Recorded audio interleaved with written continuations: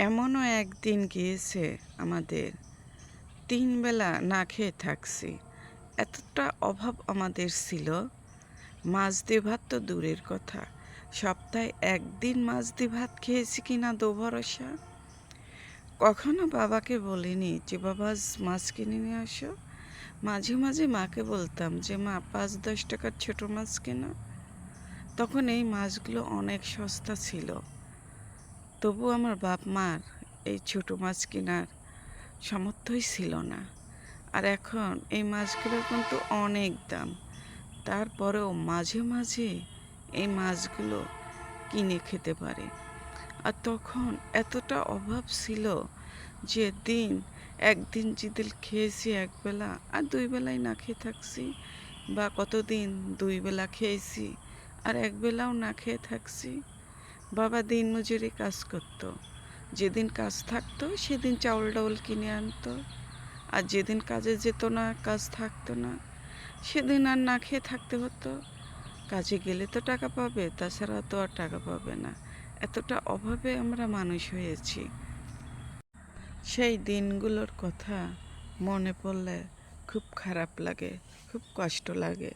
মা মাঝে, মাঝে বলে যে, "এইভাবে তোমাদের মানুষ করছি, ওইভাবে মানুষ করছি।"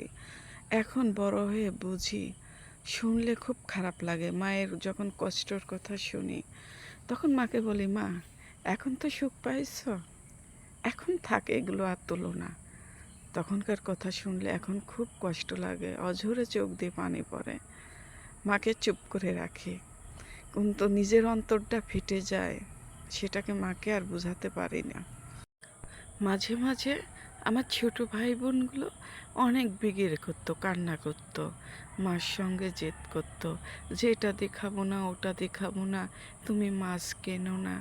মা কিছু বলতো না। আমার আম্মাটা খুব শান্তশিষ্ট। আর আমরা ভয় করে বাবাকে কিছু বলতাম না। ভয় না, বাবাকে কি বলবো? কারণ আমাদের বাবার যেমন সামর্থ্য, সেইভাবেই তো আমাদের চলতে হবে। আমি অনেকটাই বুঝতাম, কিন্তু আমার ছোট ভাই বোনগুলো বুঝতো না। তারপরে আমি অনেক তাদের বোঝাতাম, আমার মা ভাই বোনদের বোঝাতো, "এটা খেলে অনেক ভালো, ওইটাতে অনেক উপকার, এটা খেতে হয়, শুধু মাছ ভাত খেতেই হয় তা না, শাক সবজিও খেতে হয়।"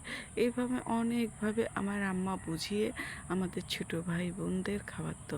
মাঝে, মাঝে আমাদের বাড়ির মুরগির ডিমগুলো রান্না করতো।